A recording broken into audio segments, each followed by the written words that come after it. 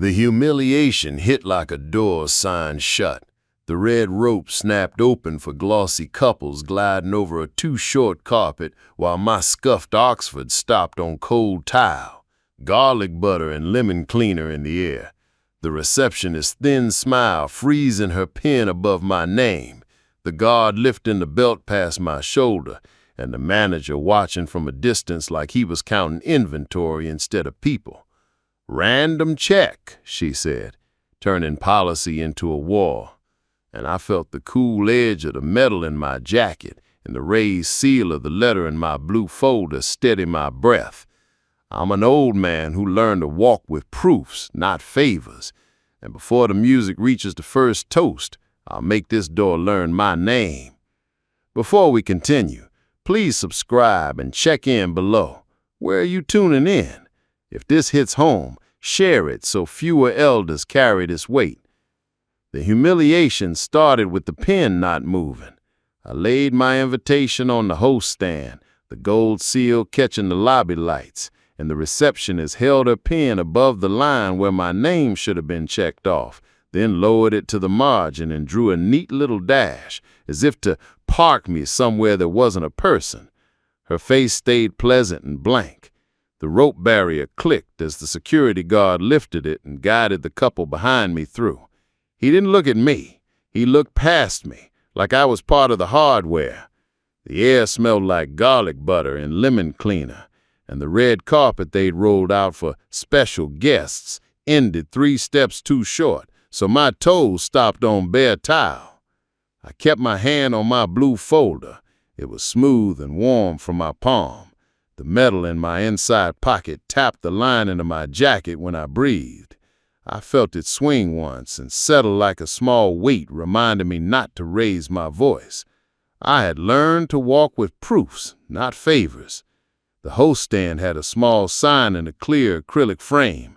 Check-in closes 10 minutes before the event. Exceptions at manager's discretion. My name sat under the word honoree on the card inside my folder. The receptionist didn't turn the sign so I could see it. I'd read it in the reflection on the brass edge. She said the list was closed. She said it at a volume meant to be firm but not cause ripples. I asked her to verify the sealed invitation and the letter that came with it. She said, "We're doing a random check." And the security guard, whose jacket still had creases like it was new, nodded, not at me, but at the space near my shoulder.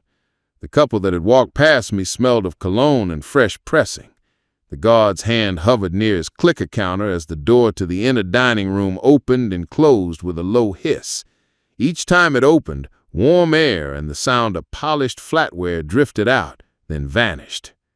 I took the invitation back and set it next to the letter with the embossed seal. The seal had a texture you could feel with your thumb. I flattened the letter on the counter, aligning the edges to the wood grain so that it sat straight and legible. The receptionist did not lean in to read it. She kept the clipboard angled toward her chest like a shield. She had a good rhythm to her work, I to name, pen to box, and it never landed on my row. It slid above and below me, checking others in, neat squares filled with quick strokes, a long, tidy sea of confirmed names that shifted forward while I stood to the side. Behind me, the line sorted itself into 2 flows. A sign on a chrome post said preferred entry with an arrow to the left, general admission to the right. A staff member waved people through as if shuffling cards, general to the right, preferred to the left, except the random check meant they made a 3rd space where I stood, between a trash bin and a wall sconce shaped like a folded napkin. I asked for the policy in writing. The receptionist smiled like I'd told a gentle joke. She asked me to step aside so others could proceed. The guard lifted the rope again, and a young man in a sport coat thanked her by name. He held his phone face out, his screen bright with an email confirming his reservation. Nobody asked him for anything beyond that. The sounds in the lobby layered like a soft argument. Air vents poured cool air that smelled faintly like citrus. A bus tub clattered somewhere behind the wall.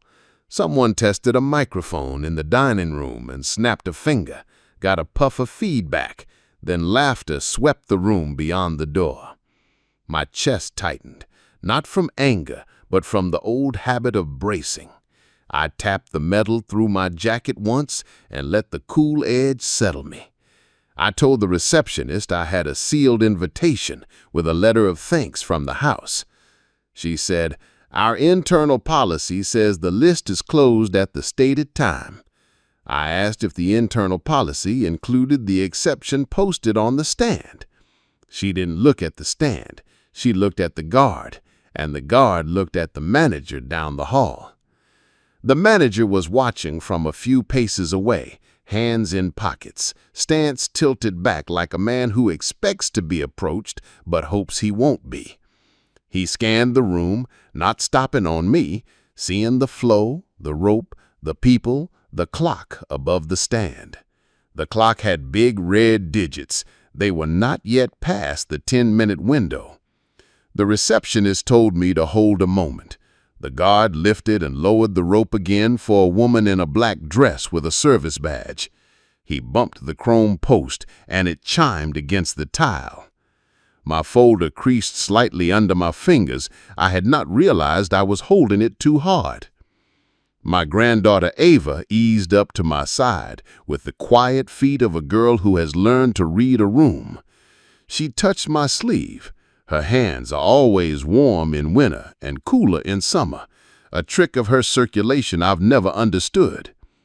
She glanced at my folder, then at my face, then at the clipboard facing away from us. She didn't say anything. She stood where she could see the sign and the receptionist's motions at the same time. I could sense her attention traveling, mapping like a scanner. She slid her phone from her pocket and kept it low, screen dark, to avoid making it a moment. The glow would come when it needed to. The lobby smelled briefly like fresh bread when someone opened a side door. A tray slid through on a cart, the wheels squeegeeing as they rolled over a rubber mat. A server apologized as he passed, and I stepped back half a foot to let him by. The guard adjusted the rope again, tight enough to guide but loose enough to sway, and the black belt brushed my trouser leg. I had lived long enough to know the difference between a person and a system, and the trick of a night like this was to keep them separate in your head. The receptionist was a person. The manager was a person. The thing pressing on them, the clock, the lines, the habit of saying no when yes takes time, had a weight of its own. The receptionist's clipboard had thin blue lines on a column of boxes. She was good at placing a pen square in the middle of a box. I watched the pen click twice, then mark a check next to a name I recognized from the printed list I had received a week ago. She drew a small notation beside it, a swoop like a sideways S. It took every bit of me not to ask what it meant. I had learned that questions asked at the wrong time get the wrong answers. I asked for the policy again, in writing. I said I was happy to wait right here while someone brought it. I said it quietly, like a man ordering coffee and not like a man building a wall to lean on. Ava lifted her phone just high enough to look like a girl checking a text. She tilted the screen toward the acrylic sign and pressed the corner of her mouth with the other hand, thinking. The reflection of the red digits in the clock lit the edge of her cheek. The guard scraped his shoe on the towel, and the small noise felt bigger because everything else had gone soft, the room taking a slow breath. Through the door, a swell of music rose and fell. Someone was warming up a string trio. The notes touched the lobby and stepped back. The manager shifted and took a step closer. He had a radio on his belt, the wire coiled up to his collar. He didn't bring the radio to his mouth. He looked at the rope, at the two flows of people, at the small cul-de-sac where I stood. He made a small hand motion to the guard, a motion that could have meant hold, could have meant later, could have meant I'll handle it. The guard touched the rope hook, then let it go. The receptionist smoothed the top sheet on the clipboard and put a pen behind her ear. She took in a breath like she was about to speak, then turned to greet a woman approaching with a name tag that matched the design of the invitations. I glanced at the clock. The red digit slid forward by 1 minute, not past the threshold, but closer. I felt sweat at the base of my neck where my collar rested. It wasn't heat, it was chemical, that slow release when your body thinks you're bracing for contact. I rolled my shoulders once and let the metal tap the cloth. Ava was watching the receptionist's hands. She sees what people do with their hands when they tell you there's nothing they can do. It's a family skill learned in waiting rooms and at counters where the window is thick glass. She touched the corner of my folder and adjusted it so that the letter with the embossed seal sat fully visible. The receptionist finally turned back to me. She said the list had been finalized by the office and that random checks required extra time. She asked again that I step aside. I was already aside. The rope had been moved so many times it would have been something to step aside from where I stood. I said I understood and that I would remain right here. I asked if she could please note the time. She looked at the clock and wrote a small mark. I watched the hand make the mark, the wrist flex, the pen scratch. Ava watched too. The guard rocked from heel to toe and looked at the manager again. A guest behind me sighed loudly. Another guest whispered to a companion that they should have arrived earlier. I heard little packets of judgment opening like chopsticks wrappers. It was not new. It still added weight. The chilled air smelled briefly like bleach when a cleaning staff member passed with a spray bottle in a cloth. She wiped a fingerprint from the acrylic sign, and for a second the word exceptions flashed bright. Then the bottle moved, and it was just plastic and a frame again. 2 elderly women approached with small purses and a confidence of people who had been told where to go. The receptionist greeted them, took one invitation, nodded, and waved them to the left. The guard lifted the rope and lowered it behind them like the tail of a train. The manager checked his watch, tilted his head toward the dining room, and walked a step closer, then stopped again. He wasn't cold. He wasn't cruel. He was tired in a way that comes from being asked to compress too many rules into too little time. Ava whispered my name in that way that is a hand on your elbow. She directed her chin at the clipboard. The top sheet had shifted. A corner of the next page peeked out. There were little letter codes beside some names. I could make out an E beside a few, a P beside others. The codes fascinated me. They were the bones of how a night like this moved. I kept my eyes long enough to see the shape of my last name, the curve of the first letter, the slope of the final one. The receptionist slid her hand and covered it with a motion that looked natural to anyone not looking for it. I asked if she could confirm my name verbally while we waited. The request was simple. It required nothing but air. She said she would need to check with the manager. She did not move to check with the manager. She pressed the pen back into the page and checked off 2 more names in a clean, quick rhythm. The clock moved forward by another minute. The inner door sighed open and shut as a catering cot entered. The rush of heat that rolled with it smelled like herbs and char. My stomach tightened with hunger and with the old memory of making myself small to fit inside the patience needed for these moments. A staff member in a different colored tie came to the stand and asked if there were any VIPs still outside. The receptionist glanced at me and said, "We're under a random check for 1 guest," in the way people say the weather is the reason a plane isn't boarding. The different tie staffer looked at the manager. The manager rolled one shoulder as if loosening a knot. The different tie staffer nodded and disappeared through the door, the latch catching and releasing with a soft metal click. I loosened my fingers from the folder and then closed them again. The sensation of the folder's edge brought me back to center. I kept my breathing steady. Ava moved half a step, enough to align herself with the edge of the stand and the angle of the clock, as if her body had become a measuring tool. She was patient and attentive in the way of bright teenagers who are learning that proof has a rhythm, and that rhythm can be caught if you don't flail. A young couple stepped into the preferred line without looking at the sign. The receptionist redirected them with a practiced smile. They switched lines, and when they passed me, the woman smiled sympathetically without stopping. The guard lifted the rope yet again with the ease of a man whose job is 90% in the wrist. The manager's radio crackled once, a whisper of static, then settled. The flow did not falter for anyone but me. I asked once more for the policy in writing. I said I would appreciate a printed copy of the rule that was being invoked. The receptionist said someone could print it from the office. She did not call the office. She stared at the clipboard and touched the top of the page with 2 fingers, tapping, thinking. The clock moved forward. My throat felt dry, and the smell of lemon cleaner sharpened like it does when a bottle has just been sprayed and the mist still hangs. Ava angled her phone inches above waist level. She didn't record. She pointed the camera lens toward the acrylic sign so that, if asked, it would be her own reflection. The guard watched her, then looked at me, then away. He was young. He was trying to do the steps he'd been told to do. Part of those steps is looking like you enforce without choosing. That's a hard look to learn. His mouth had the tightness of someone trying not to make a mistake. He also wanted the door closed on time because closings are measurable and fairness is not. From inside, a voice announced that the program would begin shortly. Applause rolled out like a soft wave.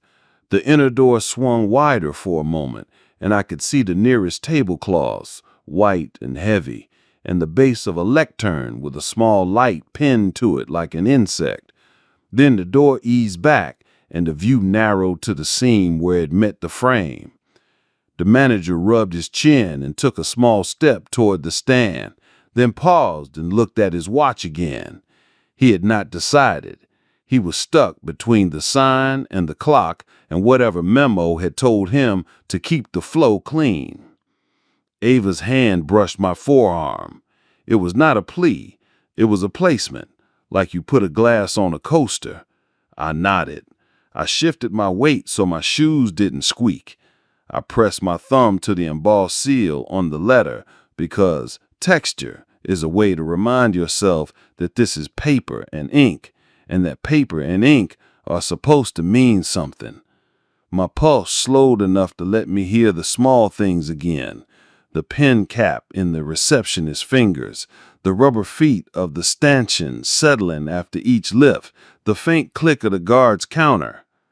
The receptionist finally turned the clipboard just enough to check a column further down.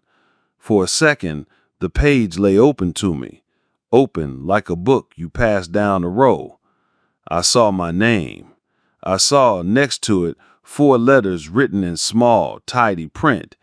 I couldn't read them all at once. I caught the first 2, D and E. The manager spoke to the guard. The guard stepped to the door and placed his palm flat on it, ready to ease it toward the frame. I leaned in a fraction, the sort of lean you can deny later. The page didn't move. The letters sharpened as my focus tightened. The room narrowed to paper and ink and that inch of air between my folder and the counter edge. The staff member with the different tie reappeared through the side door and tilted his head toward the dining room, a gesture that meant they wanted the door closed now. The guard looked to the manager for the signal. The manager nodded once, quickly, as if ripping a bandage he didn't mean to apply in the first place. The receptionist slid her finger along the line of my name and with a small flick of her pen added a diagonal that made the letters beside it pure and legible. The guard began to pull the door. The hush in the lobby grew tight, a room getting ready to pretend it didn't see what it saw. As the inner door started its slow swing toward the latch, the clipboard lay still enough for me to read the small code written by my name. Defer, end of line, and I felt the breath leave my chest as the gap narrowed. The door kept coming toward the frame, and the air pressure in the lobby changed, a soft suction that made the hairs on my wrist lift. The red digits on the clock ticked once and held. Defer, End of line, sat neat and small beside my name like a sentence someone meant to keep quiet. I did not move. I pressed my palm to the blue folder, felt the smooth plastic warm under my hand, and let the metal in my pocket cool me from the inside out. Ava's shoulder aligned with mine. She was close enough that I could feel the heat of her, a steady line across my arm.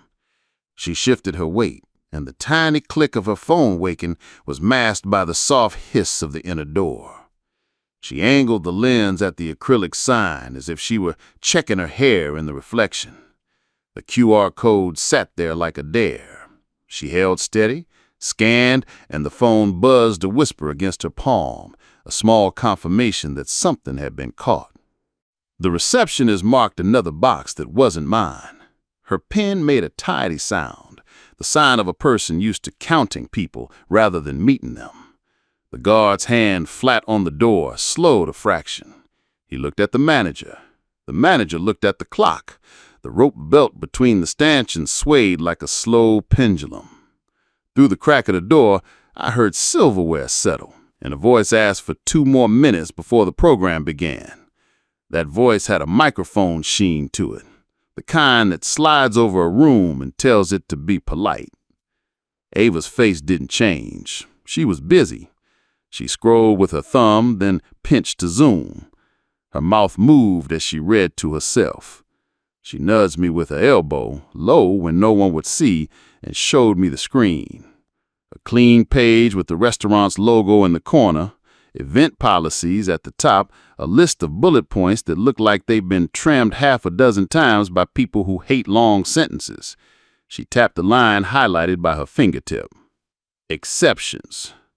Honorees with sealed invitations may be admitted within the final 10-minute window of manager's discretion upon verification of documentation. I let the words settle like stones in a river. They didn't stop the water, but they gave it shape. "May I have that printed?" I asked, calm and even, to the space where the receptionist kept her eyes.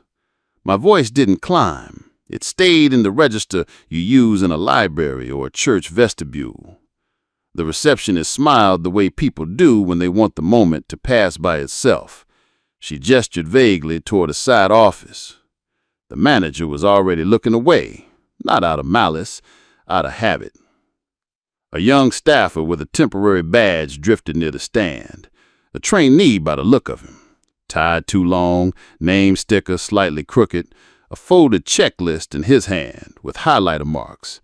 He sensed the stuck place in the room and approached not with authority, but with a kind of earnest curiosity that reminded me of a boy reading instructions out loud for the first time. "We need the printed policy," I said to him, still calm.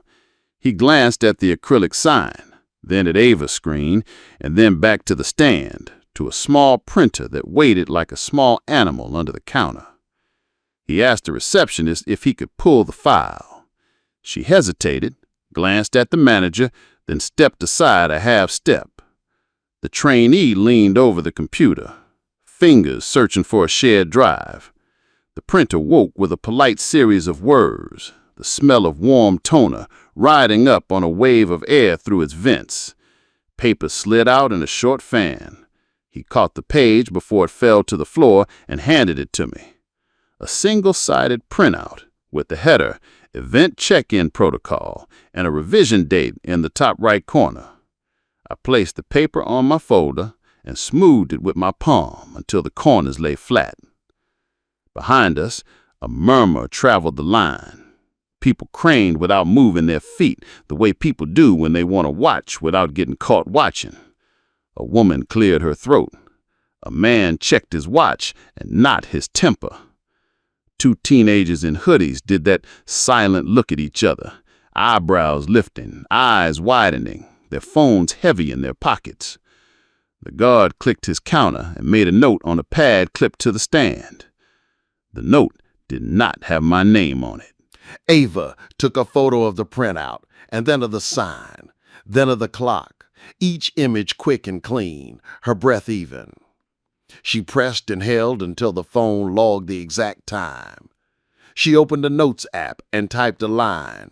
6:52 p.m.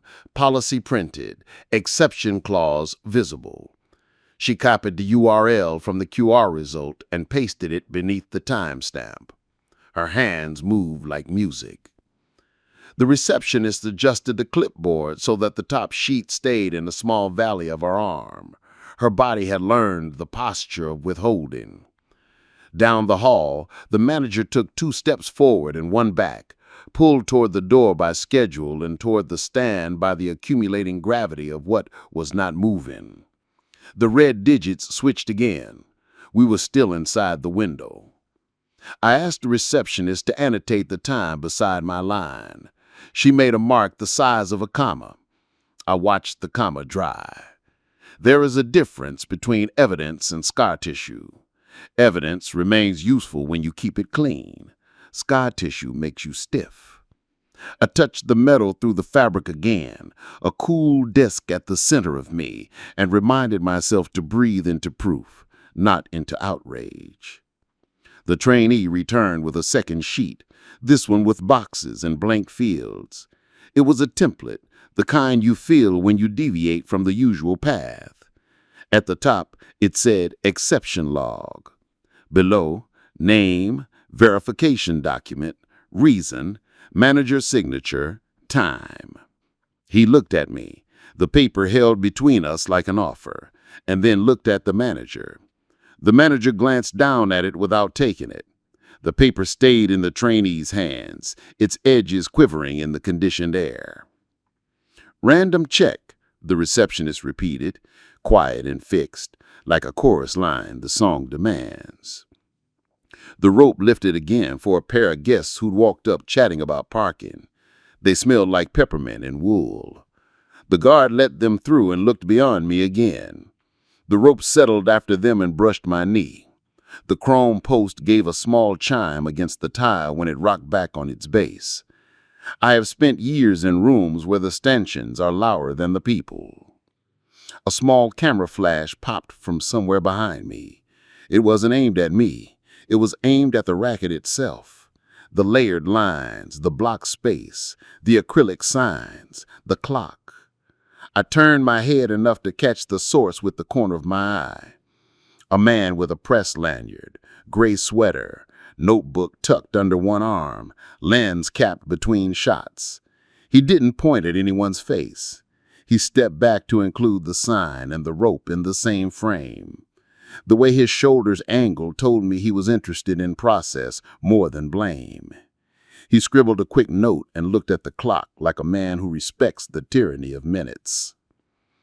Ava reached into her backpack and pulled out a portable charger no bigger than a deck of cards.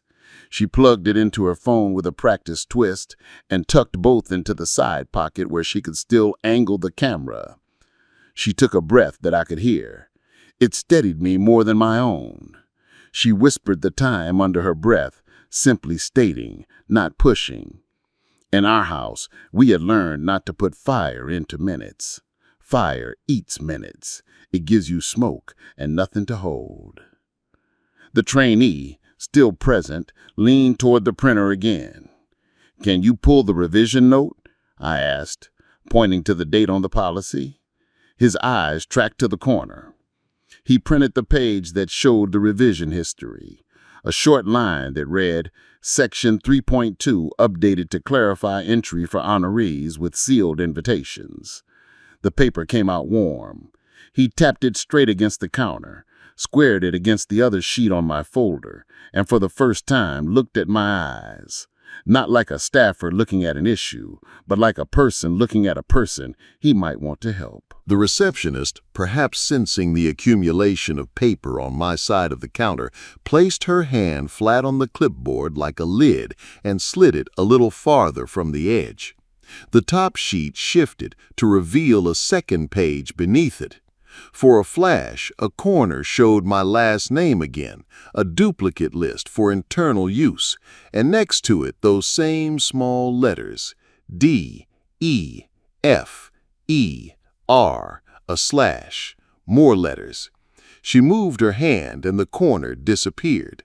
The motion was smooth. She had practice. From the dining room, a cello bowed a long note that went through the door and vibrated the frosted glass like a throat humming. It brought me back to another lobby years ago, different city, different sign, the same soft instruction to be patient in a room built to make you disappear. I closed that door in my head. Tonight was its own room. If you want proof to stand up, you keep it in its own time. A woman in a dark suit with a small radio in her ear approached and asked in a tone that sounded like asking but meant telling if the door could be closed now and reopened after the first announcement. The manager said nothing. He looked at the rope, at the stack of policies on my folder, at the exception log sheet still in the trainee's hands, and at the red digits holding stubbornly under the threshold everyone kept pretending we had already crossed. The suit turned on your heel and went back inside, the door swinging wider, then easing back on its soft hinges.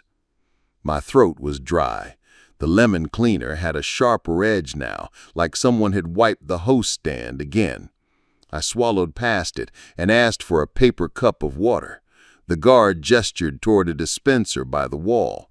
I went nowhere. If I walked away, I would become the person not there when they said, "We called his name." Ava looked up at me and saw the water settle in my eyes. She shook her head once, not in warning, in agreement. We remained. The trainee looked at the manager and then, without being told, placed the exception log on the counter near me. He slid a pen beside it. He did not push it over the invisible line. He kept his hand on his side, leaving the paper where both of us could see it, and neither of us could claim it was ours yet. He checked the printer tray out of habit, straightened a small stack of spare paper, then stepped back half a pace and stood like furniture that had been moved into position for use. Two more preferred guests arrived, checked in, and disappeared through the door. The rope lifted, fell, lifted, fell. A pulse. The guard counted them with that clicker, and the sound started to sit in my bones like a metronome that belonged to someone else.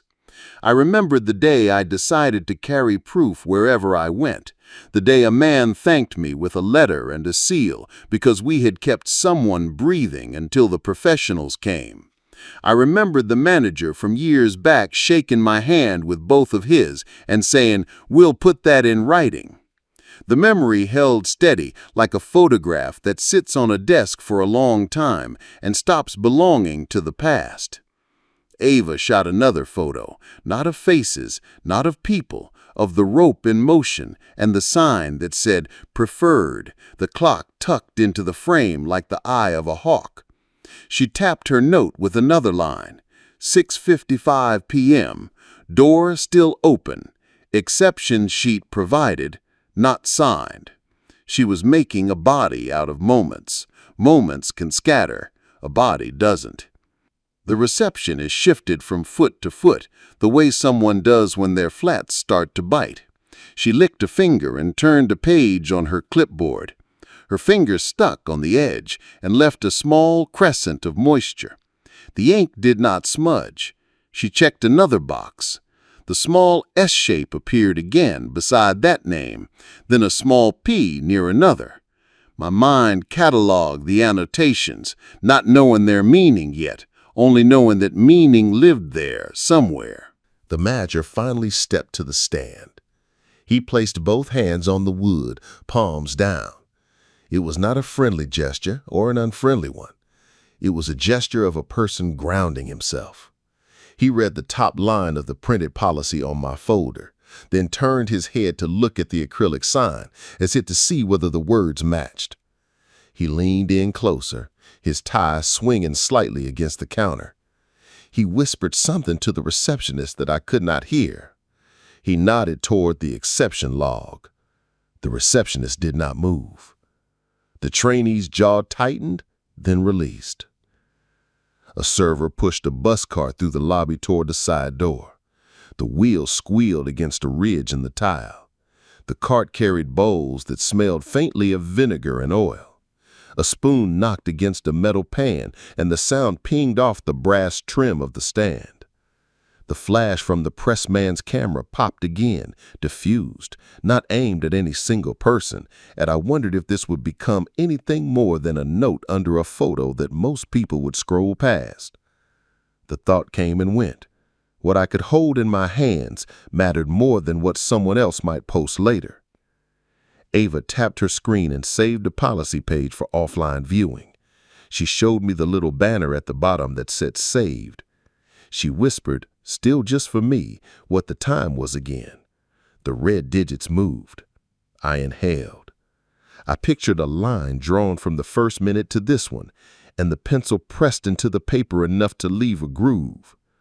You can run your fingertip over grooves when the ink fades. A man from the general line stepped toward the preferred line without noticing, and the guard corrected him gently with the rope and a small nod. The man looked flustered and apologized to no one in particular. He looked at me for half a second, like I might have the power to fix the rope for him. I smiled back, in the way of a person who has learned to offer comfort without taking on someone else's panic. He moved on. The line resumed its creaturely hum, a sound that belongs to places where people wait with a mixture of hope and practiced resignation. The inner door exhaled again as someone came out carrying a clipboard with the floor plan of the dining room. The plan had squares for tables and circles for chairs and lines for servers' paths. The person with the plan didn't look at us. They beelined to the manager, tapped the paper, pointed to a corner, and whispered. The manager made a time as a stone face and nodded without moving anything else in his body. The person with the plan disappeared back into the dining room, the clipboard scraping the doorframe with a small, irritated sound. Printed policy, I said to the space between the manager and me, tapping the sheet with 2 fingers, light. Revision note, exception log, sealed invitation. I placed the letter with the embossed seal on top of the policy, the gold raised under my thumb, the paper thick and a little soft with age. I did not push it at him. I let it be seen. I know the difference between throwing proof and setting it down. From somewhere farther back, a small child asked in a stage whisper why the man near the rope wasn't going in. The parent said something soothing about rules. I have been a parent who said soothing things about rules when what I meant was, please not now. The words wrapped around me and did nothing. I already knew what they meant. The rope brished my ankle again. The manager lifted his hands from the stand and rubbed his right eye with the base of his thumb. He nodded to the guard. The guard's fingers curled around the edge of the door. The lobby's temperature dipped, or maybe I did. I let my weight settle into the soles of my shoes. My nails pressed half moons into my palm where the folder edge bit. My metal, a round calm thing, rested like a coin on the bottom of a fountain, untouched by the splash. Ava repositioned a step to her left, and now, from her angle, she could see behind the stand into the shallow drawers built into the host's station. One drawer, left slightly ajar, held a row of brown envelopes stacked like books, spines in. On the end of the top one, in black ink, a name was written in neat block letters. She looked, blinked once, then looked again. Her chin lifted a degree, a tiny antenna. She did not point. She did not move her hands. She breathed in and held it for a count of 1, 2, 3. The manager's radio crackled with a short burst and died. He answered no one. The receptionist tucked the strand of hair behind her ear and pressed her lips together, a brief, professional seam. The guard started to pull the door, a slow, deliberate motion that commits your body before your idea has caught up.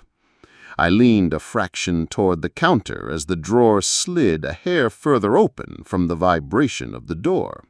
The envelope's edge shifted into view, and the black letters became sharp enough to read from where I stood. The paper sat there like a patient, waiting to be called by a nurse who couldn't pronounce the name but meant well. Through the widening of my focus and the narrowing of the door's gap, sound from the dining room washed over the lobby. Applause, a host voice saying good evening, a soft thud as a microphone was adjusted, then a request for everyone to take their seats. The rope's belt flicked my trouser again. I moved not at all. Ava touched the side of my arm with one finger and held it there, a point of human temperature against a room that had turned procedural. It steadied the tremor in my knee. I could smell mint again and hot metal from the printer cooling. The lemon cleaner's ghost still floated near the corner of the stand. A faint whiff of wine broke free from someone's glass just as they slipped inside. The envelope didn't move. It didn't need to. Its message was a thing I had known often, that sometimes the piece of you that belongs in the room already lives at the edge of the door, waiting for a hand that knows where to find it. The guard pulled. The hinge sang its careful song. The manager kept his hands off the stand as if it would burn him, and the receptionist lifted her pen with the automatic grace of a person checking a box that doesn't change much except for the person it belongs to. As the door eased toward closed and the lobby's air thinned, the drawer revealed the full block letters of my name on a sealed envelope, while the guard finished pulling the door toward its latch. The drawer didn't close. The guard's hand on the door did. The edge kissed the frame with a soft rubbered hush and cut the warm interior air away from us. The applause inside softened to a distant weather, and the lobby's cool returned to my skin like a damp cloth. The envelope with my name lay in my peripheral vision, a steady white rectangle in a shallow wood mouth, and the knowledge of it sat in me like a key pressed into a pocket I wasn't allowed to use. Ava kept her finger in place on my sleeve, and the quiet of that touch traveled through my nerves like a long breath. She took one measured step to the side, not enough to look like a search, just enough to keep her line of sight on the open drawer. She glanced at me for the smallest fraction of a second, and in that glance there was an agreement. See it, remember it, don't reach for it. Proof that leaps is proof that gets slapped back. Proof that stays still can be picked up by the right hand when the room is ready. The receptionist, perhaps relieved by the soft finality of a closed door, smoothed the top of her clipboard like a bedsheet and made a mark beside a name that wasn't mine. The rope belt swayed a little in the new air. The lemon cleaner smell had receded, replaced by the faintest drift of coffee from somewhere backstage. The guard stood with his palm still on the door, like a man who doesn't quite trust the latch, and counted under his breath the people still waiting in preferred. The clock's red digits sat flatter somehow, as if their job had been done. I asked for the policy again, the printed one, and held it low across my folder so that the light reflected once and then lay down. The trainee, still near, shifted his weight in a way that telegraphed worry. He was looking at the envelope, too. He had seen my name. The way his eyes kept returning to that narrow line of white said that some part of his training, whatever basics they had time to teach, was vibrating inside him. Check the prepared materials before denying access. He opened his mouth, closed it, and then did the smallest brave thing a junior person can do. He stepped half an inch closer to the drawer and cleared his throat. "Is there a distribution list for credentials?" I asked the air between us, calm, as if asking the weather which way it intended to go. I had no right to open that drawer. I did have the right to ask what lived in it. The trainee answered not with authority, but with receipts. He pointed to the side of the stand where a laminated chart hung from a hook. Guest materials, delivery checklist. In tiny boxes, it listed lanyards, badges, envelopes, table cards.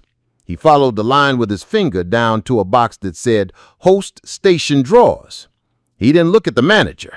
He looked at the chart like a man giving directions from a posted map everyone else pretended wasn't there. Ava captured the chart with her camera in a single breath, the phone click swallowed by the air vent's sigh.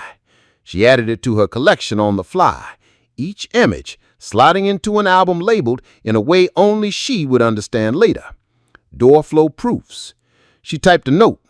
Closed door, 6:58 p.m., envelope visible with name, checklist indicates drawer use for credentials.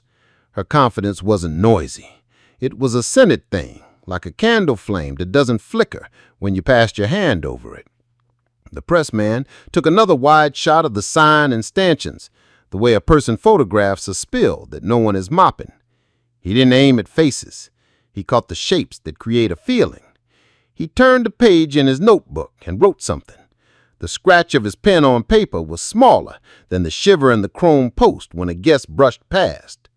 The receptionist's voice lowered, not in apology, in practice. She said, "We will reopen after the first segment." To me, to Ava, to the rope, to herself. We have to keep things moving. I glanced at the clock, then at the words, exceptions. Honorees with sealed invitations may be admitted within the final 10-minute window at manager's discretion. The line had been built to hold breath in the outside room, not to hold fairness. I thought of the letter in my folder, the one with the raised seal that had warmed to my fingers. It had been written tight days after a night I still carried in my bones. I had been seated by the kitchen door, not because it was a good seat, but because it was close to the door where the noise came and where the staff moved, and because working men like me gravitate toward where things happen.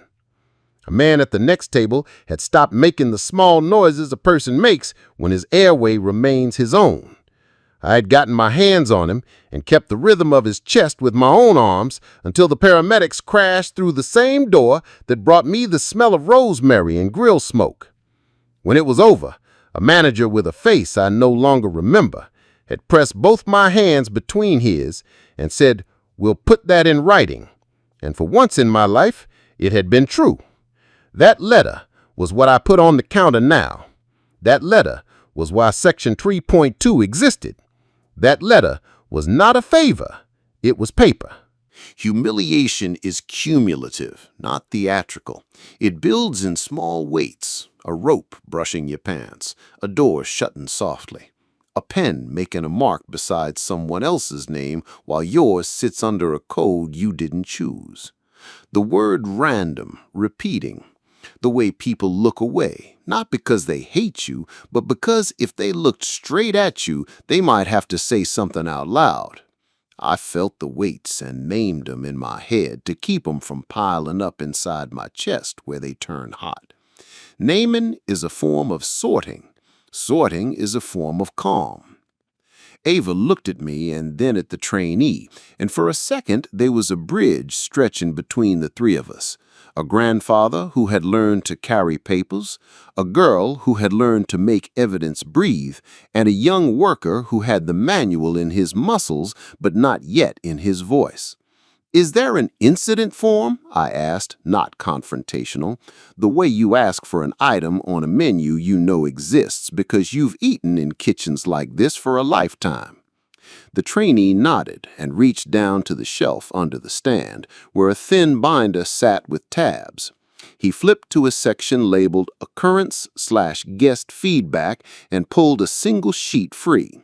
It smelled like warm dust and toner. He laid it on the counter and his hand hovered. The receptionist glanced at the manager. The manager felt the weight of our eyes and of the clock and of the rope and of his radio and the list and the drawer and the policy pressed flat and waited through 2 heartbeats. He said nothing. The sheet stayed where the trainee had placed it, and the trainee slid a pen beside it. The pen was smooth and cheap and good enough to sign anything that needed signing tonight. I positioned the paper so the light fell across it, then printed my name in the top box, slow, unhurried letters. Under description, I wrote what had happened in the cleanest language I had. Lobby check-in, sealed invitation, random check applied, code defer, end of line marked next to name on internal list, exception clause present in policy, envelope with guest name visible in host station drawer. I noted times. I left a blank space for manager's signature. My pen didn't shake. My heart did less than it had a moment ago.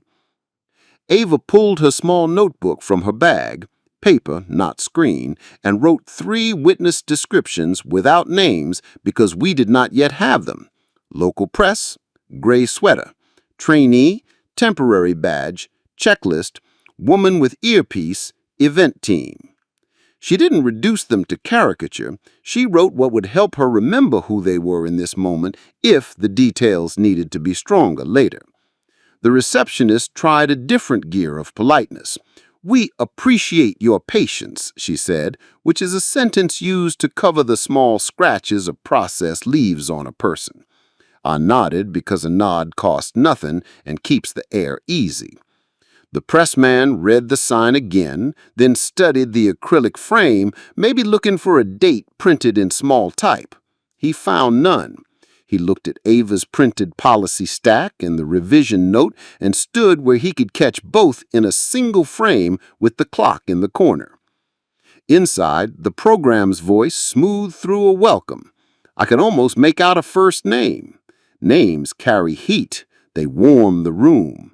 The room we stood in wasn't cold. It was air-conditioned against bodies. The cold came from being kept present without being permitted to be present. The metal in my pocket was the only warm metal I had. Everything else was either chrome or shut. Ava toggled her phone into airplane mode for a second, saved the policy offline, then turned her service back on. She was building a hedge against the building itself. Systems don't like to be caught. They like to be left alone. Our job in the lobby was to build a small, quiet library of the way the system behaved while pretending it wasn't being watched. The guard shifted and the rope creaked. He looked less certain than he had 10 minutes earlier. He pressed his lips into a line and studied the exception log as if it might explain his job. It wasn't his job to sign it. It was his job to not see what wasn't a threat. Tonight, proof looked like a threat to anyone who wanted the door to close clean. He flicked a glance at the drawer again. The envelope glowed a little in the sliver of light, and in my mind, the day I earned it took one step closer to the room we were not in. I asked the trainee to staple the revision note to the printed policy and to my occurrence sheet. He shook a single staple loose, fed the paper in, and pressed. The click of teeth through paper sounds the same in every place I ever worked. It's a small noise that says a thing is now one thing, not 3. It calmed me the way a knot calms a rope. The humiliation didn't stop just because we had paper. A couple brushed by me, and the woman glanced at my folder and then at my face, and that glance held the question I have been asked with eyes since I was 15. Are you where you belong? The folder was my answer. It was not the answer she wanted. She wanted something that would absolve her of the fact that lines separate people who have the same breath in their lungs and the same number of hands to hold paper with. She kept walking. The rope kissed my knee again. The lemon cleaner smell returned as someone wiped a fingerprint from the acrylic. The word exceptions brightened and dimmed under the cloth. The clock moved. The pressman's camera whirred. The trainee's breathing steadied. The manager's hand stayed in his pockets. The receptionist checked another box. Ava typed another timestamp. 7:01 p.m. Occurrence form provided. Details entered. Manager signature line blank. I thought about my wife. The lobby's cool touch against my face gave me her hands for a second. She would have laughed later at how serious everything was, not to mock it, to bring it back into the size of a human day. She would have told me to drink water, to forgive my feet later for standing so long, to put the metal back in its pouch when I got home so it wouldn't scratch anything else in the drawer. I swallowed the dryness and let her voice be a cushion under my ribs. The trainee turned his head to listen to something on the radio clipped behind the desk. It was low, a whisper that sounded like cutlery. He reached for the top drawer of the stand to retrieve a roll of stickers for a different guest and hesitated when his fingers brushed the envelope with my name. He didn't look at me. He did what his training allowed. He checked the label on the envelope, saw the handwriting, and then carefully slid the drawer just far enough to tuck the roll of stickers in without disturbing anything else. He left the envelope where it lay. His restraint earned me my quiet respect. I took a breath that tasted like citrus and copier ink and the faint oil left by 1,000 hands on the stand's wood varnish. The sounds in the room had rhythms I knew, the click of a counter, the brush of a rope, the low conversation of strangers arranged by a sign. I have been on factory floors, in waiting rooms, outside offices with glass that won't open. Every room like this teaches you a song. It teaches you to find the beat that keeps you from breaking into pieces before there is anyone to pick the pieces up. A copy of the occurrence sheet, I said, and the trainee made one before the receptionist could find a reason not to. He handed it to me, and I placed it in my folder between the policy and the letter. The folder had weight now. Paper has a mass that doesn't show on scales, but makes your hand feel different. It felt like a palm fuller than when we walked in. Ava's hand hovered over my wrist a second, not to restrain, to reassure. She whispered the time again, just a number, then added softly, "First in, first out doesn't mean what they think it does." I smiled because her humor was a good knife. It cut ropes without cutting skin. She took another photo of the closed door, its frosted glass, the shape of the lectern's light visible as a blurred crescent beyond. The receptionist began a sentence she didn't finish. The manager finally removed one hand from his pocket and rested his palm on the counter next to the occurrence sheet copy. He read the description to himself, his mouth flattened on certain words, as if smoothing them against his teeth. He looked at the revision date on the policy. He read the exception clause with the bone-deep reluctance of a man who knows that words spoken in a lobby will grow legs inside his next meeting. The pressman adjusted his distance. He wasn't greedy. He didn't crowd.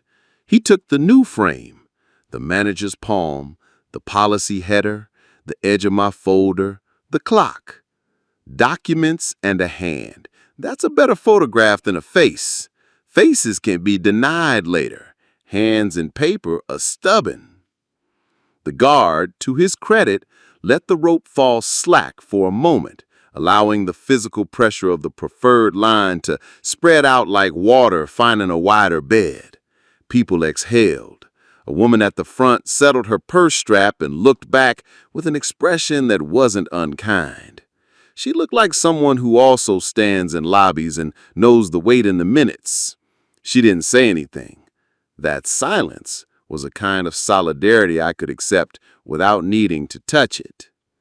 I wrote the names of my documents on the line that said attachments, sealed invitation, letter of gratitude with seal, printed policy section 3.2, revision note, printed checklist photograph, clock photograph, signed photograph. I left blank lines for more. I left the manager's signature spot open like a chair at a table, waiting for someone who isn't late, just not here yet. Ava opened a collage app on her phone and pulled 4 images onto a single canvas. The acrylic sign with the exception clause visible through the glass glare, the printed policy header with the revision date, the cock at the moment the door closed, the narrow view of the drawer with the envelope bearing my name. She brightened nothing. She adjusted no colors. She left the images honest and a little dull like real paper and office light. She saved the collage as one file and backed it up to the land of nowhere that keeps everything until the world forgets what it stored. The lemon cleaner waved by again, and the acrylic sign flashed in the corner of my eye. For a second, I saw my reflection, my jacket, the faint outline of the metal circle under the cloth. I am not a man who believes objects carry magic. I believe they carry reminders. Tonight, the metal reminded me that hands are good at two things: pressing on a chest to bring air back, and pressing paper flat so it doesn't curl up and hide its words. The receptionist's pen hovered over my line. She needed to write something beside it to account for the time I occupied. She drew a small mark in the observation column, the same sideways S I had seen beside other names, and then, after a moment's hesitation, wrote two letters by it I had not seen her write before: EX. The letters looked tentative, like a baby deer.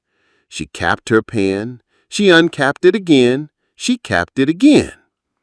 The manager dialed a number on his cell phone and turned his face toward the corridor to make his voice private, and didn't succeed. He said the word clause in a tone that belonged to people who read for a living.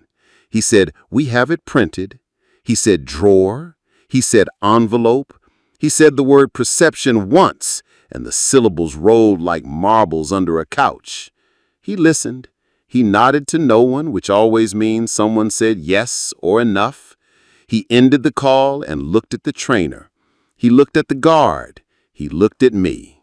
I did not move. I touched the edge of the policy with one finger. I straightened the occurrence sheet again so the lines lay true. I heard, through the door, the end of a sentence and the beginning of applause. Ava whispered another timestamp and noted it with the economy of a court reporter. The pressman put his camera down and, for the first time, just watched, empty hands. The manager reached for the printed policy on my folder and picked it up. He didn't tug it. He didn't ask. He lifted it like a person who knows that paper in air reads louder than paper on wood. He nodded once to the trainee. He made a small circle in the air with his index finger, a gesture I have seen in churches and at company meetings, a signal to someone you can't see to lower the music a notch. He stepped toward the small freestanding microphone in the foyer, and with his other hand, he gestured to the sound tech to bring the ambient volume down. If you're still with me, tap like, drop your opinion in the comments, and share. Your voice pulls more chairs to this table. He lowered the ambient music, and the foyer took on that soft, concentrated hush that happens when a room decides to listen. The microphone carried his breath first, then his voice, even and careful. He read the header on the sheet he had lifted from my folder, said the words event check-in protocol, named the revision date aloud so the numbers stitched themselves to the air, and then located the section where the exception lived. He didn't read fast. He read the way you read when you want the words to stand on their own legs and not lean on your shoulders. The sound slid across the floor and settled against the chrome posts and the acrylic sign and the faces of the people who had been pretending not to be watching. He pointed with two fingers to the part that mattered. Honorees with sealed invitations may be admitted within the final 10-minute window up at manager's discretion upon verification of documentation. He said verification like a mechanic says torque, familiar and not decorative. He did not say my name. He did not have to.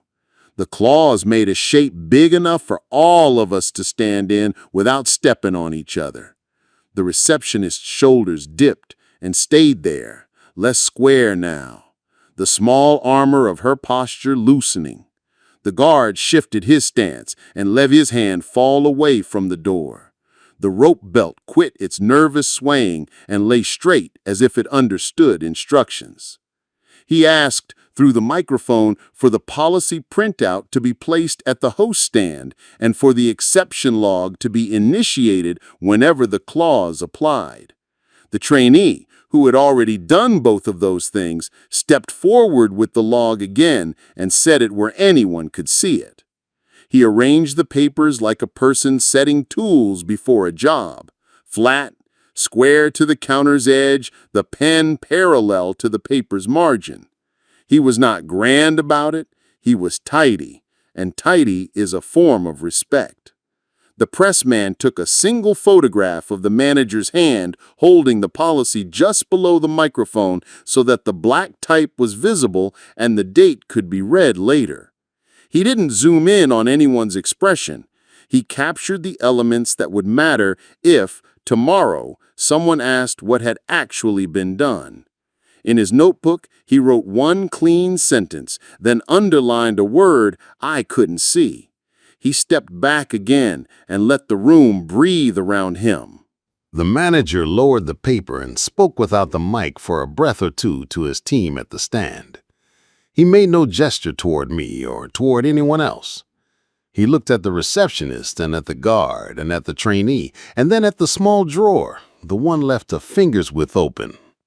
He asked for the prepared materials at the host station to be cross-referenced against the list before any deferral code was applied. The receptionist nodded.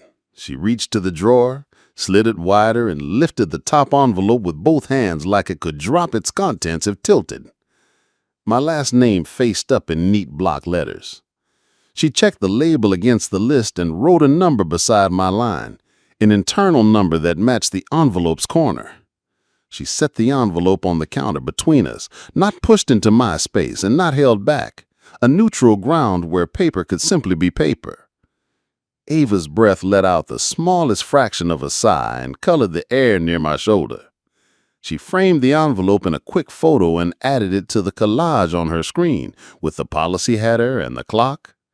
Her hands were steady again, that scented candle flame. She pivoted the phone so the display faced down like a bird folding its wings. The edge of the device tapped once against her palm and stopped.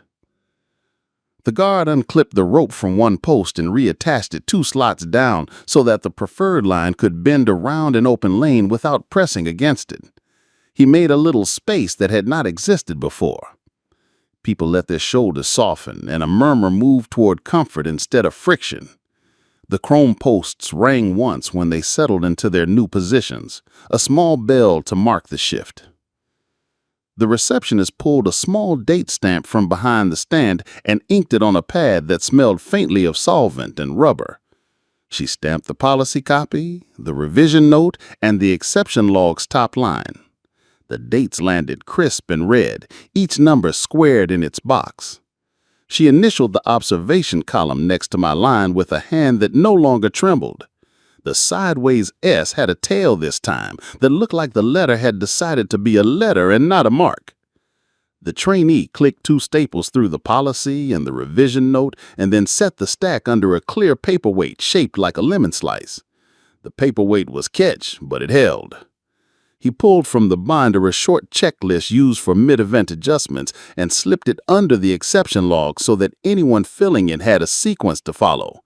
Verify invitation, check drawer, cross-reference numbers, consult manager for discretion, annotate list, log incident if deviation occurred. The steps were not extraordinary. They were reminders to do ordinary things in the right order under pressure.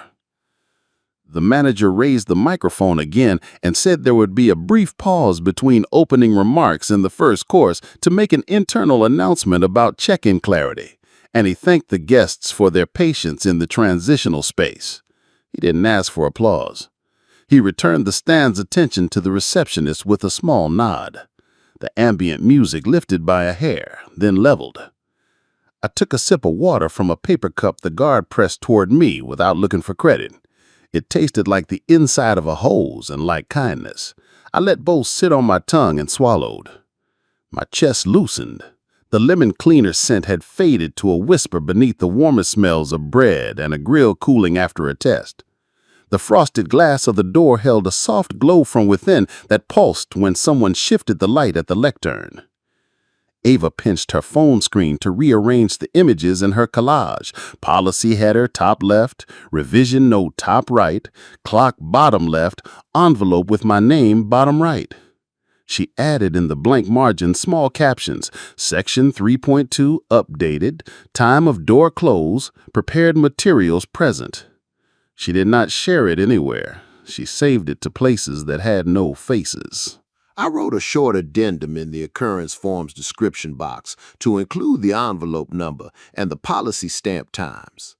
The pen moved like a tool that knew this surface. The lines absorbed the ink without bleeding. The sheet felt heavier when I slid it back toward the trainee for the section labeled Manager's Review.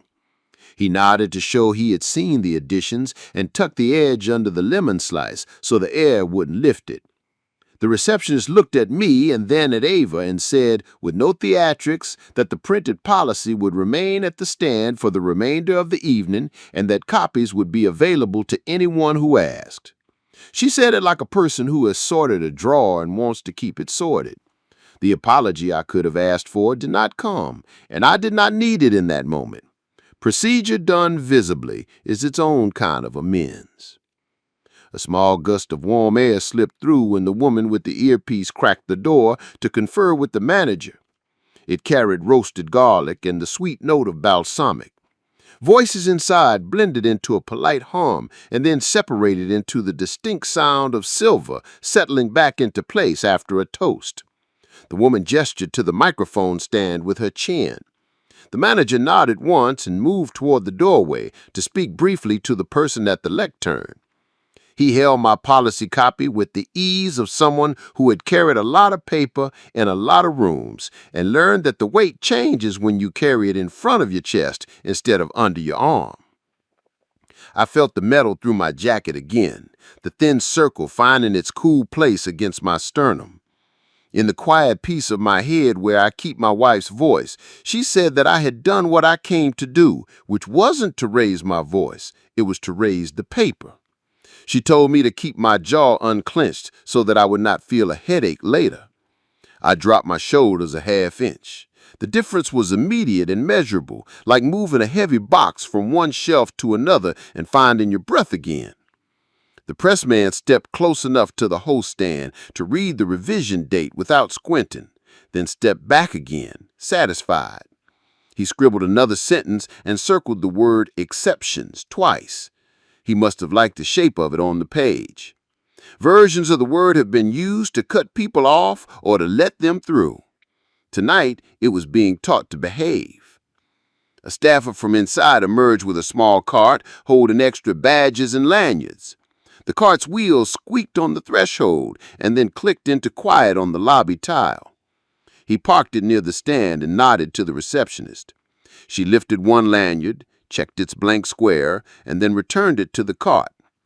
She wrote a number on the top of a clipboard that matched a number on the cart's inventory sheet.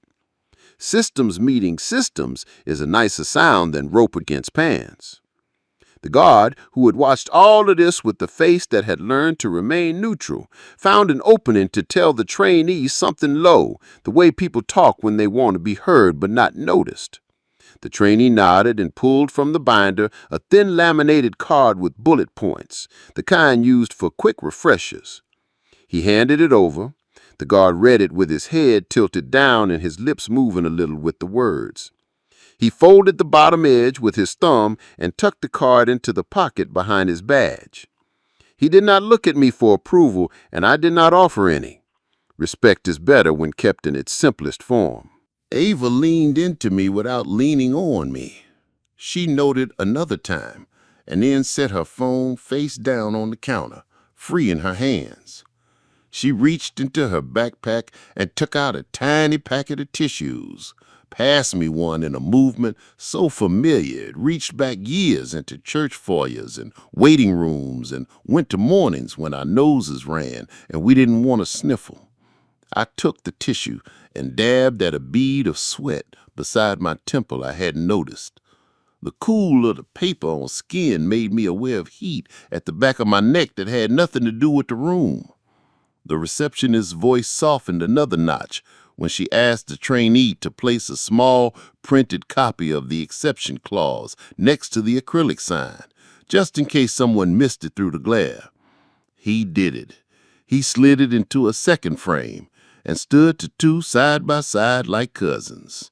He lined their bottoms with the wood edge so the text rows sang to each other.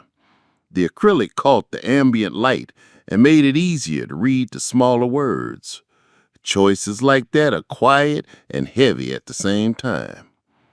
A guest who had entered earlier came back out to use the restroom and paused to read the sign. She looked at the extra frame, then at the policy copy, then at the log. She exhaled through her nose in a way that said she understood the story without needing anyone to tell it. She went on. The door closed gently behind her and sighed again. I scanned the faces of the people still in the preferred line. The tension that had pulled their mouths tight had slipped a bit. Some had turned toward each other and resumed the small talk that lobbies exist to hold. A man tapped his foot and then stopped. A woman bent to adjust her shoe and smiled at something her companion said about it. The room's center of gravity had moved away from me and toward the work the stand had set itself to do. I prefer rooms like that. I don't want to be the story. I want to be the proof that moved the story back into its lane. Inside, the strings played a clean progression that told me whoever was at the lectern had finished their first paragraph and had smiled while the room clapped. The microphone in the foyer was turned off now, its light a small red eye gone dark. The manager returned and set the policy back on the stand, tapped the revision note once with his forefinger, and told the receptionist, in a voice pitched for her and the trainee and the guard, that they would repeat these steps if any other honoree presented sealed documentation at the door. It wasn't an apology. It was a commitment. Paper does not listen to apologies. It listens to commitments. Ava looked up at me. Her eyes were bright with a kind of steady gladness that comes from seeing the world nudge into line with itself. She did not cheer. She did not grin. She breathed out and let her shoulders slip where mine had. My grandmother used to say that even small rooms have weather. The foyer storm had downgraded to something like a breeze with purpose. The occurrence form on the counter caught a stray gust from the opening of the restroom door, and the lemon sliced paperweight kept it from skittering. I ran my finger along the margin and felt the ridge where the pen had pressed. The ridge would remain even if the ink faded. I tucked the tissue into my pocket with the metal and felt the two shapes bump gently and settle. Metal and paper, cool and soft. A pad that had carried me through more doors than I cared to count. The guard adjusted the stanchion base with his toe so the post didn't wobble on a seam in the tile. The pressman capped his pen and slid it into a spiral of his notebook. The trainee recalibrated the printer's tray so paper would feed clean if asked again in a hurry. The receptionist unclipped a small binder clip from a stack of blank logs and added it to the top of the one we had begun so that the pages wouldn't shuffle out of order. The manager spoke again, quiet, to the suit with the earpiece in the doorway. Whatever they agreed to involved timing. You could hear it in the cadence of a person counting silently while nodding. He looked back to the stand, met no one's eyes in particular, and let his own settle on the clear face of the clock. The red digits reflected in the acrylic sign and made the words look lit from within. I have lived long enough to know the usefulness of time when it is measured aloud. The envelope with my name rested where the receptionist had placed it. Its seal was intact, the flap closed with the precise line of adhesive you see when someone cares about their stationery. The corner bore the same internal number that had been written beside my line. The envelope had weight because of what it held and because of what it represented, that the materials had been ready, that mislabeling me was not the only explanation in the world for how a person can be delayed at a door, that sometimes the drawer simply holds what a system forgot to retrieve. The knowledge did not warm me completely. It warmed enough. Ava took my paper cup and crushed it down into a small, tidy cylinder with one hand, then tossed it into the recycling bin tucked behind the stand. The crinkle sound was simple and satisfying. She wiped a tiny dot of water from the counter with the back of her knuckle. She rested her fingertips on the edge of the folder and tapped once, twice, the way she used to tap the side of her cereal bowl when she was happy. The motion didn't ask anything of anyone. It told me something about her heartbeat. The woman with the earpiece stepped out, and in a voice just loud enough to be heard by the stand without traveling down the hall, said there would be a brief pause for operational notes before service. The manager answered in the same key. The receptionist lifted her clipboard. The guard stood easy, his weight evenly distributed again. The trainee looked at me just long enough to communicate that he understood what he had been part of. I squared my folder, aligning its bottom edge with the seam where two wood planks met on the stand surface. I ran my palm over the cover and felt the tiny scratches that life always leaves on plastic, each one a thin reminder that use makes a thing more itself. I slid the occurrence copy under the policy stack and kept the sealed letter on top, the gold raised seal pressed lightly into the plastic so it wouldn't curl. The door's frosted glass glowed a little brighter as the light inside shifted toward attention. The foyer settled into the quiet of a machine that has been oiled. My breath came easy. The metal was cooled again. The rope was still. The envelope bearing my name waited on the wood in a clean rectangle, and I stood there, steady, with Ava close, knowing that the next steps belonged to the same proof we had already set in motion. The door opens not with a flourish, but with the soft release of a hinge that has finally agreed to do what it was made to do. Warm air slides over my face, bread and stock, and a hint of wine, and the light inside feels closer than before, less like a promise and more like weather I can walk into. The envelope with my name waits on the stand, square and ready. The manager nods once, and the receptionist places it in my open palm. The paper is cool against my skin, a simple thing with the exact weight of preparation. Ava stands at my side, her shoulder just touching my sleeve, and in that small contact lives the whole reason I learned to carry proof, so that the next person doesn't have to hold their breath as long.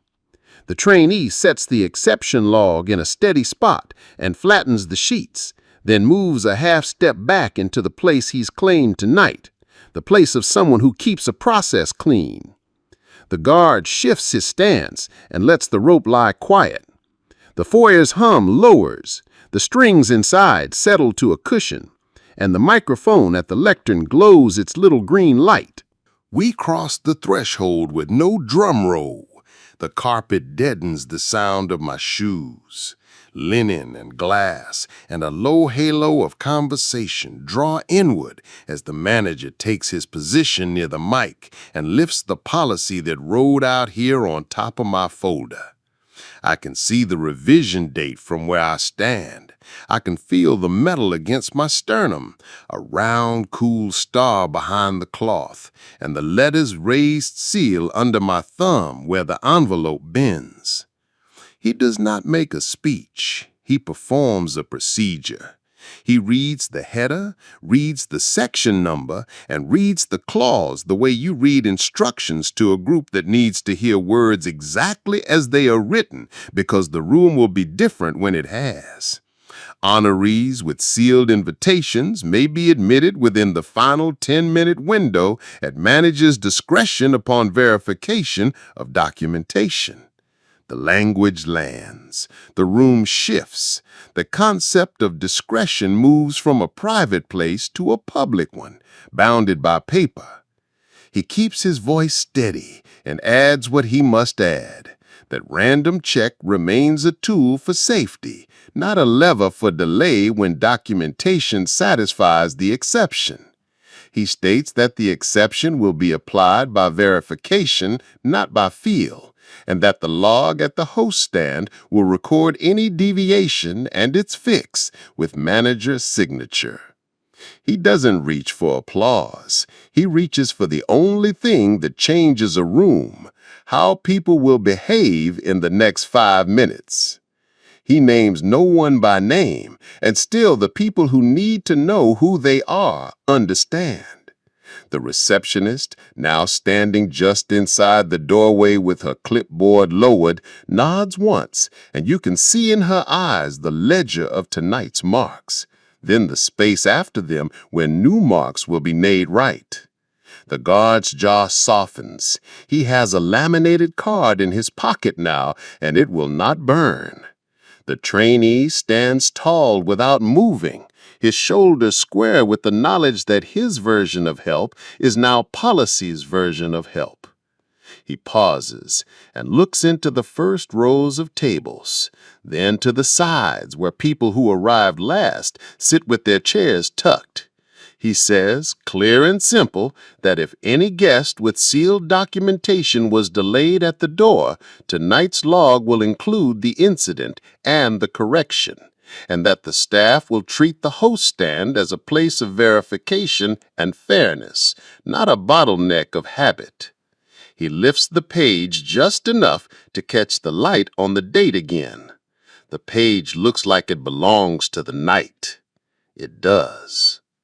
He lowers the policy and takes a breath that the microphone almost doesn't pick up. Then he gestures, palm open, toward the foyer where I stand. It is an introduction, and it isn't spectacle. It is the motion a person makes when they have learned that a rule is what you do, not what you say. I step forward, and the carpet takes the sound of my steps and holds it. The envelope rides in my left hand now. The letter with the raised seal presses gently against my palm. At the edge of the nearest table, 2 women shift their napkins, and one of them gives me that quiet smile of someone who saw the rope and the clipboard and recognizes the shape of relief. We meet at the corner of the lectern, and he lowers his voice enough that the microphone doesn't catch all of it. He asks to see the envelope, and I turn it so the internal number on the corner matches the number the receptionist wrote beside my name. He checks it like a person who has decided that the comfort of speed will not outrun the comfort of certainty. He returns the envelope and reaches for the lanyard that should have been around my neck from the start. The plastic touches my skin with the neutral temperature of objects that have outlasted a small storm. He steps aside without flourish and lets me stand where I belong, not on a stage, not ahead of anyone, but inside the room whose air I was already breathing on the other side of a closed door. I do not make a speech. I do not need to. I set the envelope flat on the nearest side table and place my folder beside it. The policy copy still on top with its stamp ink dry. The letter with the raised seal stays in the pocket of the folder where it has lived and worked for me across years. The metal rests back against me, quiet. The strings play a bar that sounds like a room exhaling. The manager turns back to the microphone and performs the act that matters more than apology. He names the steps that will follow. Staff training on exceptions and verification will be scheduled within the week. The host stand signage will add the clause text in smaller type beneath the summary so that no one has to squint at an acrylic glare to learn what fairness requires. The deferral code will not be used without a cross-check of prepared materials in the drawer and an annotation in the observation column.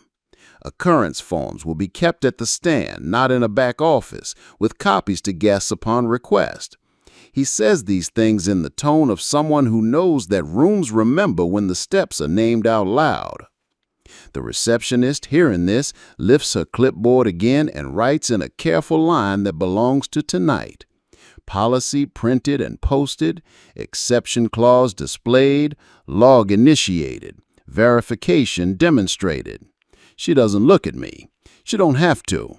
Her pen is busy with the kind of work that prevents the need for later apologies. The guard glances at the laminated bullet points in his pocket, touches the outline once, then lets his hand fall. He steps to the side to create a clear lane that is not for me alone. It is for the next person whose documentation will speak on its own. The trainee checks that the lemon slice paperweight still holds the stack in place, then moves the stapler to the front edge of the stand so it can be reached in a hurry. These are small movements that combined change the day.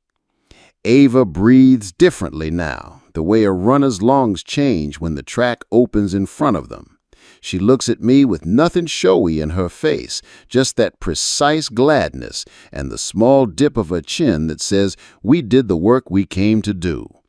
She slides her phone into her backpack and lets the weight settle there against her notebooks and charger. Her hands are free. She rests them on the back of the empty chair the host pulls back for me. The pressman does a final wide frame, policy in hand near the mic, the small sign with the clause next to the acrylic, the log on the stand, a cluster of guests not craning, just being. He caps his lens and notebook at the same time and steps back to become air again.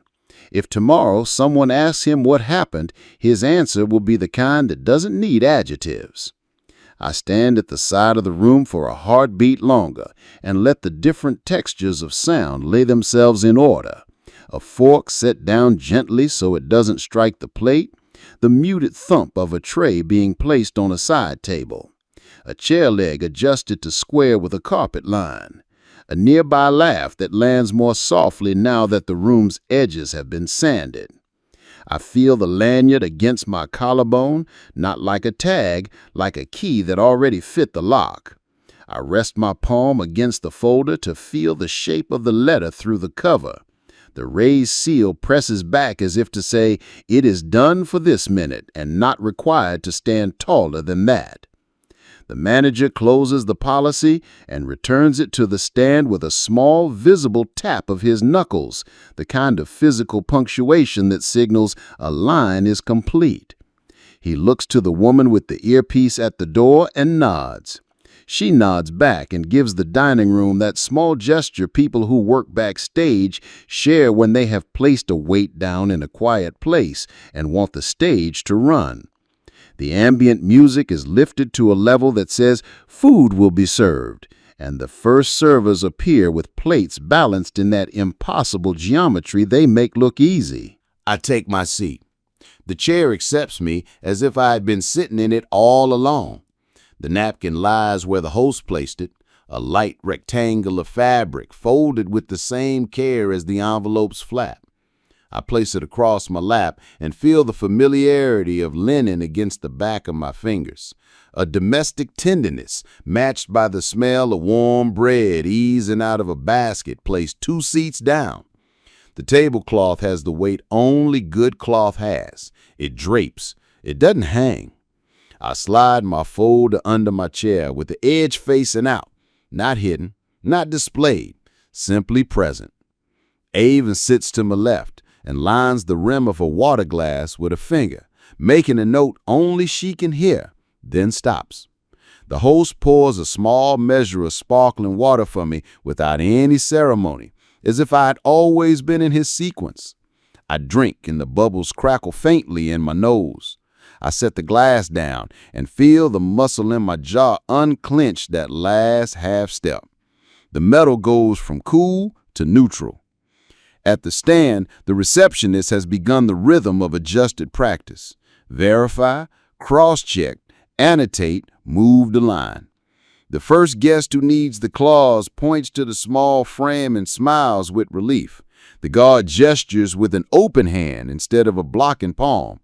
The trainee keeps his pen near the log and his eyes on the drawers before he reaches for a code. Their bodies remember tonight differently now. That is not a miracle. It is a choice aligned with paper. Consequences live in forms and in calendars. The manager has said the words that turn into a training schedule. He has said the words that add text to signs. He has said the words that bind the deferral code to verification instead of feeling. The receptionist will sit in a session and talk through scenarios until her hands move to check before they move to shield. The guard will use his laminated card until he can quote the bullet points without touching his pocket. The trainee will be asked to tell this story at a pre-shift meeting, and he will keep the telling about steps and not about heroes. The pressman, if he writes, will write a short piece about clarity at the door and not about me. What sits with me in this chair is not triumph.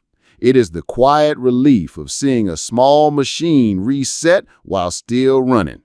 My wife taught me to recognize that sound, the click when something slides back into its track. You don't cheer. You test the slide once with your thumb, and then you use it as intended. I touch the folder edge with a knuckle and let it be.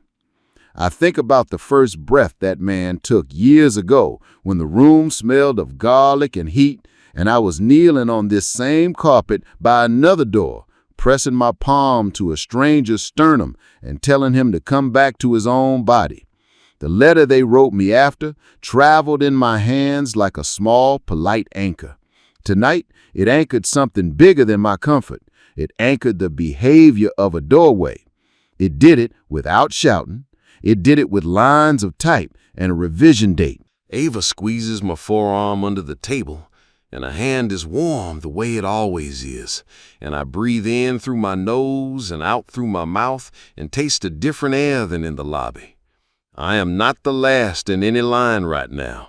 I am a man at a table with bread within reach and water in his glass and a file folder under his chair and a policy on a stand that speaks in a voice bigger than mine. The living proof is not that I entered, it's that the door learned something it will keep. In the quiet moment before the first plates touch down around us, I rest my fingertips lightly on the metal and then let my hand fall to the tablecloth, the fabric cool and honest.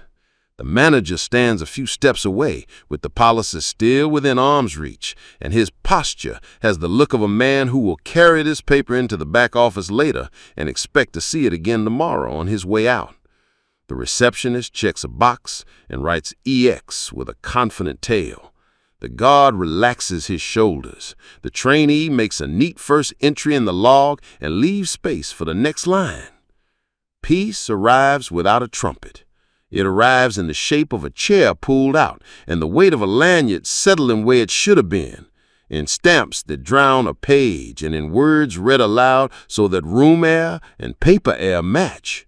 I sit with it. I do not hold it too hard. I let it do the work in my chest that it came to do and then take its seat at the edge of the table with the other quiet things that carry nights like this through the morning. My place was not a courtesy. It was a recorded right, read into the room. Did this move you? Like, subscribe, and say in the comments how you'd handle it with your family. See you in the next chapter.